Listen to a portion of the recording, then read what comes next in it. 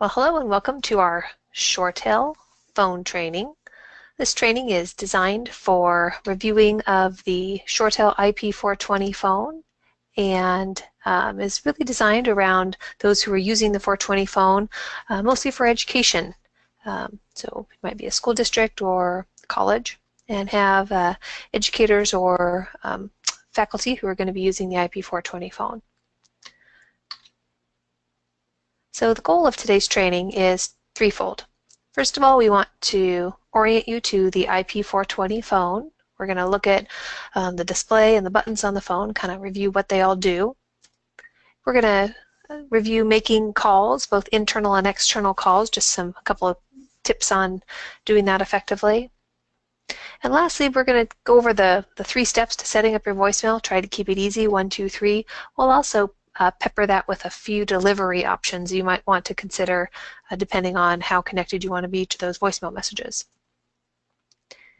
So the 420 phone is what we call a 2-line phone and has 2 displays, a 2-line display. On the upper part of the screen there, you'll see usually displays your name and your extension and the current date and time. There's 2 buttons to the right of the display. Those are called line keys. The line keys are designed for answering calls, so you can pick up the handset to answer a call, or if you want to go hands-free, you're going to use one of those 2 buttons to pick up the phone. So if that green light over there to the right of the extension starts to blink at you, you can just press that green button. It'll send that phone call right over the speaker. Let's set you up for a hands-free phone call. You could also press the speaker button, which we'll highlight here in a minute, or just pick up the handset, the traditional way to answer the phone. In the classroom, you might be busy, or you might have your hands on something else. The hands-free display or the hands-free pickup sometimes is nice.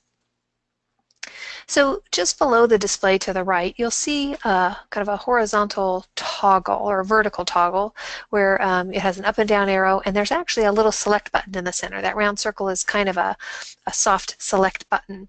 And when you're using any of the features on the phone that we're going to talk about here, that's how you scroll through the display or select an option.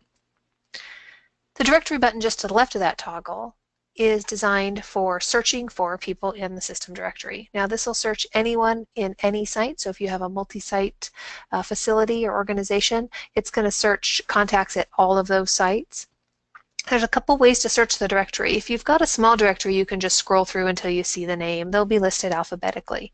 However, if you have a large organization with hundreds and hundreds of users, sometimes what it's easier to do is just hit that directory button and then use your keypad to start spelling out the person's name.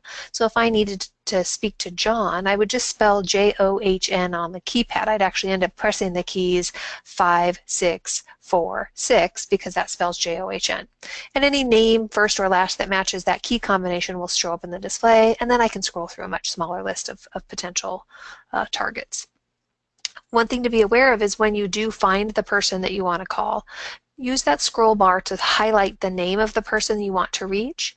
One of the things the system does is when you have that name highlighted, if you pick up the handset or press the speaker button, it will start to launch a call to the person you have highlighted. So it's kind of like a hot search.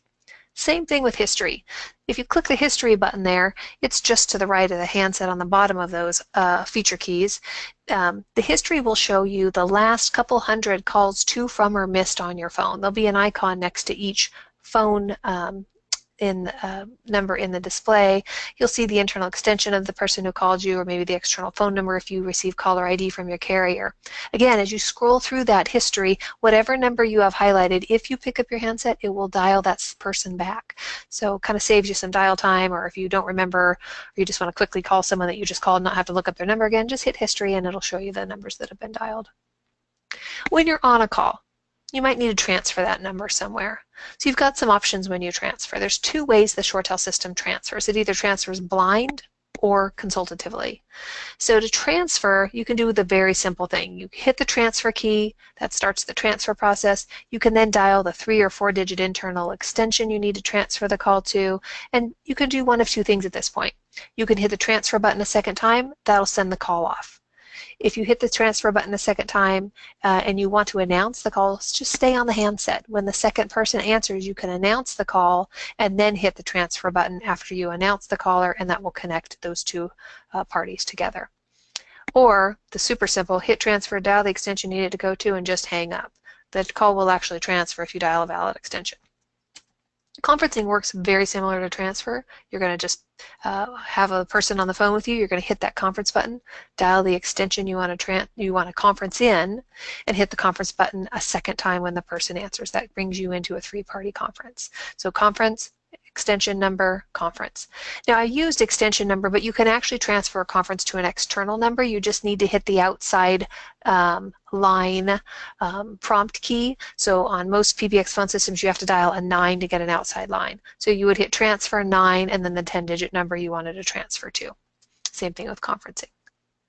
To put a call on hold while you're on the call, just press the hold button. The light of the line that the phone call is on will start to blink quickly, and it will about every 40 to 60 seconds give you a little stutter tone just to remind you left a call on hold over there.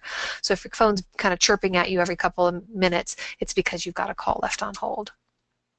Voicemail, we're going to go into a lot of detail about this here shortly. But the voicemail button here just is what you would press when you want to dial into your voicemail box. It's just a kind of a speed dial into the voicemail system. You'll be prompted for your password, and then you can listen to new saved messages or re-record a greeting. You do have a speaker on the phone. So down here at the bottom of next to the mouthpiece on the handset is our speaker button. So if you're on a call and you need to go hands-free, you're getting a neck ache or you need to move your hands for something else, hit the speaker button, and as long as that speaker button is green, you're hands-free. You can actually put the handset back into the hung up position while you're on speakerphone, but you better make sure that light is green. If the light's not green, the speaker isn't activated, and if you put the handset down, it'll hang up the call. So just make sure the light's green, and you can put the handset back down and walk away and continue to speak hands-free.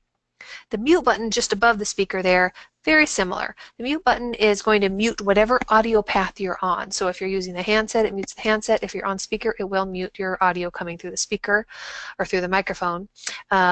However, just make sure that that mute button is illuminated red. If it's not illuminated red, you are not muted. Lastly, above the little mute speaker and headset button, you'll see this is the horizontal toggle plus and minus. I like to call this the universal volume. The universal volume selector handles volume for anything that makes noise on the phone, basically. It'll turn up or turn down the ringer. So if the phone's just sitting there with the handset on hook and not being used, if you hit the plus or minus button, it'll increase or decrease the volume of the ringer. If you're talking on the phone and you've got the earpiece in your ear and you can't hear the person, hit the plus button there. It'll increase their volume. Or if they're too loud, you need to turn them down a little bit, minus. And same thing if you've got a call going hands-free on the speaker. It'll increase or decrease the volume of the speaker. So it's kind of a universal volume. The last thing, on the upper right corner of the phone there, you're going to see the little red light blinking at you occasionally.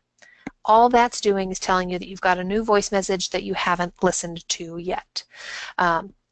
It's going to blink until you dial in to the voicemail system and listen to that message. It will go out once that message is marked as heard. If you want to save a message as unheard while you're listening to your voicemail, there are some options that you can select through the ShoreTel prompts in the voicemail system. You might want to listen to a message and leave it marked as unheard so that you remind yourself to go back and do something about that voicemail later. But just remember, if the light's blinking at you and you wonder why, it's because you've got to listen to your voicemail. So making calls, just a couple of key points to take away. I mentioned this briefly in the transfer and conference process, but in your organization, a dial 0, just hitting the old 0 button on the keypad, will launch a call to kind of the default operator. If you're a school site, that's typically going to be programmed in as your site's office. To call an outside party, you're going to dial 9 followed by the 10-digit number, or 9-1 and then the area code prefix and 4-digit number. The reason is that's how the system knows that you're dialing an outside line versus dialing an internal extension. We don't start internal extensions typically with a number 9 because that number is reserved to get you access to outbound circuits. Some school districts do choose to use an 8 for that outside access line versus 9. It just reduces accidental 911 calls. But no worries, either way, if your outside line access code is 9 or 8, either way, if you pick up a phone and dial 911, it will connect to emergency services, to the public safety access point. So always dial 911 for emergencies, even if your outside dial access code is 9. So voicemail. We got 3 easy steps here to set up voicemail. Basically, you're going to set your password first thing. You're going to record your first and last name. And then as a last step, you're going to go ahead and customize the greeting that people hear when they get dropped into your mailbox. So to get started, all I want you to do is pick up the handset of your phone and have that up by your ear, and we're going to go ahead and press the voicemail button. The first time you do this, the system already has some built-in prompts to get you set.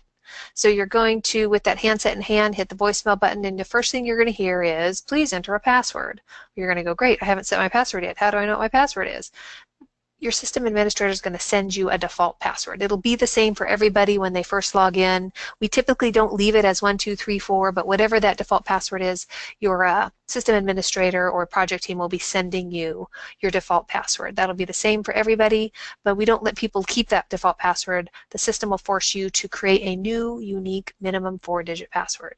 You're going to do that at the system prompt. After you enter the default password, it's going to automatically cue you. You now need to change your password. Enter a new password. You're going to enter your 4-digit password followed by pound. Then it'll ask you to confirm that password followed by pound a second time, just to make sure you didn't kind of misfinger the digits that you intended for that password. If you guys had an old voicemail system and you had a password on there and you've been using that password for years and you like it, ShoreTel doesn't care what the password is. It doesn't have to be different than your old PBX or your old phone system password. All we want to know is that it's a unique minimum 4-digit. I think it could actually be up to 10 digits if you want to make your password a little more complicated, but a 4-digit password followed by pound. Anytime you're prompted to enter your password on the system, it's going to be whatever those 4 digits are, and you always follow it by pound because it can be longer than 4 digits. Pound just says, I'm done entering. Go ahead and let me in. Now, you've set up your password, but that's only one of the 3 steps. So don't hang up the handset. You're going to keep that handset up by your ear because the ShoreTel lady is going to come on. She's really nice. She's going to ask you to record your name. So she's going to say at the prompt, please record your name, or at the tone, please record your name, and press pound when complete. So once you hear the beep, go ahead and just say your first and last name. When you're done saying it, hit the pound button on your phone in the bottom right of the numeric display. And what will happen at that point is the prompts are going to come on to tell you to either press 1 to listen to your message, press 2 to re-record it, or press pound if you're satisfied. So if you press 1, you can just make sure you didn't say it too loud or too soft, that it's a nice clear recording of your first and last name. If you don't like it, just press 2. The little beep will happen a second time. You'll re-record it, press pound, make sure you like it. When you like the recording of your name, press pound after the recording a second time, and that will end the recording session. Now don't hang up. I have one more step I want you guys to do at this point. After you record the name, the little ShoreTel lady prompt will come on and she'll tell you, welcome to your mailbox. Press 1 to hear new messages. You probably won't have any yet. Press 2 to hear save messages. You don't have to wait for her. But what I want you to do at that point when she starts kind of offering you to listen to your voice messages is go ahead and hit the number 7. So step 3 is going to be recording the greeting for your mailbox. So hit 7 after you've recorded your name at the voicemail options submenu. You'll enter the voicemail options submenu, and she'll start to list off some options after you hit 7. Then you're just going to hit 1 in the submenu to record a greeting, a personal greeting. So this is where you're going to invite your callers to leave you a message, something along the lines of, thank you for calling, insert name, I'm not available to take your call, please leave me a message at the tone. Again, you just follow the prompts. So you're going to, at the tone, record the greeting. When you're done speaking the greeting, press pound. You'll hear the little voicemail prompts to prompt you to say if you want to review it, press 1, to re-record it, press 2, or if you liked the recording you created, just press pound, and that'll end that recording session. All right, you're done now setting up the voicemail. So 3 easy steps: password, record name, record greeting, and that should take you through the bulk of your setup. Now, when you receive a voicemail, some of the districts might decide to do something that we call in the industry unified messaging, but basically it's sending your voicemail messages into your email. Your organization may decide to have your voicemail messages set up to deliver to your email inbox in an inline player version. That way, when you're on the internal network, maybe you use a computer that's wired in on your internal network, or you have a laptop that connects to your wireless network there at work, and you can check your email while you're on the internal network. In that case, they'll use what's called an inline player. So you'll actually see an email for which the email body looks like the image here. You'll have a little player. It'll tell you who the email's from. It was delivered to you and the subject of the email. the default subject is always voice message unless someone has updated that. You hit the little play button to the left, to the right of the phone icon there. If you're on the internal network when you're doing this and you hit play, it's going to play out the phone speaker. You can also hit the drop down next to the little miniature phone icon there and decide to play it over your PC speakers. That might be a preferred way to play it. The other way you might retrieve messages is you might need to retrieve your voice messages while you're away from your organization's internal network. Maybe you check your email through a Gmail account that you can get to from any device, a home PC, tablet, a smartphone. If that's the case and we have your email delivering to that account, it'll be delivered as what we call a WAV file or a .wav file. It's just an auditory file. And with this delivery option, you're just going to use the audio player that's your default audio player option on your tablet, PC, or smartphone to play the WAV file message. It comes in as an email. It'll give you some information about where the voicemail is from. If we got the caller ID, name, and telephone number, it'll display in the subject. And then you'll just see a little file attached. Just double-click that file or click to launch that through the touchscreen of your smartphone, and it'll play on the audio player of the phone. That WAV file can be forwarded, so it is just a generic email. So you just have to decide if you need to forward that to someone. You can actually just forward that as an email message to someone who it was intended for. So that's it. You're all set. If you want additional training on ShoreTel phones or any of the other features on the ShoreTel system, the ShoreTel University has a couple of great options for you. There's some on-demand tutorials where you can click through a training. Some of them even have you click through and practice doing some of the buttons through a little online tutorial option. You can go to this website, www.shoretel.com/STU connect-phones story_HTML5. That's a pretty direct one that takes you right to training on the ShoreTel IP2420 phones. So enjoy your new system, and thanks for listening.